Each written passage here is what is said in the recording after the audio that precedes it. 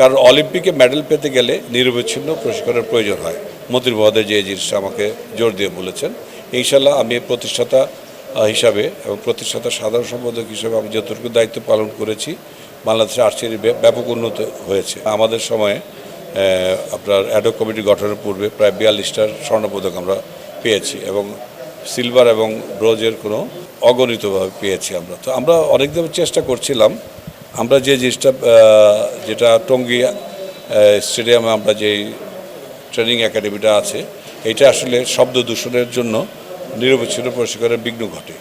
আমরা চাচ্ছিলাম যে একদম আরও সেই ভাওয়ালের যে কী বলে এটা কালিয়াকোর বা রাজেন্দ্রপুর এলাকায় যদি কোনো জায়গা শালবনের ভিতরে একটু পাইতাম, সেই ব্যাপারে একটা এক্সেলেন্স সুন্দরভাবে করা যেতে পারে। তো উনি আমাকে আশ্বাস দিয়েছেন, ইনশাল্লাহ উনি যতটুকু সম্ভব সহযোগিতা করেন। আন্তরিকতা থাকলে অর্থের তেমন প্রয়োজন হয় না। অল্প অর্থ দিয়ে একটা যে কোনো জিনিস গড়ে তোলা যায়। আমি বিভিন্ন দেশে ঘুরে এসেছি, যেমন উজবেকিস্তানে এবং তাজিকিস্তানে, কিরগিজস্তানে তাদের যে কমপ্লেক্সগুলো হয়েছে, সে আদলে যদি করি আমাদের খুব বেশি একটা অর্থের প্রয়োজন হবে না, যদি নিরবিচ্ছিন্নভাবে সুন্দরভাবে আমরা আন্তরিকভাবে করতে চাই। হ্যাঁ, এটা তো আমাদের জন্য একটা আশীর্বাদ। এটাও কিন্তু আমরা চাওয়ার আগেই দিয়ে দিয়েছে ওনারা।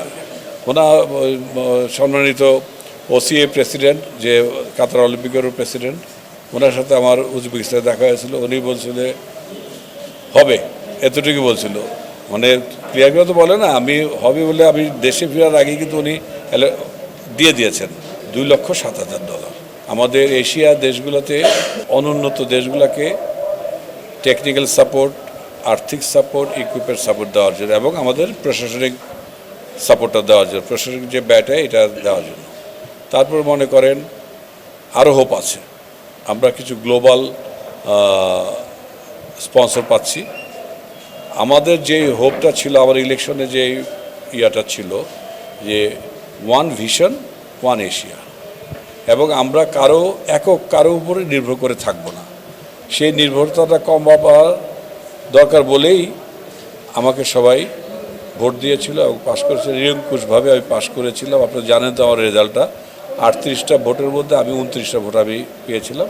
কাজেই আমার সেই হোপের যে ভিশনের এবং মিশনের যে স্বপ্নটা আমার আছে, এটা বাস্তবায়ন করতে গেলে আমাকে আরও কষ্ট করতে হবে, আমাদের সবাইকে নিয়ে কাজ করতে হবে। এবং এই সেন্টারগুলো আমরা শুধু বাংলাদেশে করবো এটা না, আমরা কাতারে হচ্ছে, সাব কোঅর্ডিনেটর বাংলাদেশে হবে এবং আমরা বিভিন্ন দেশে এইগুলো করব, সেন্ট্রাল এশিয়াতে করব।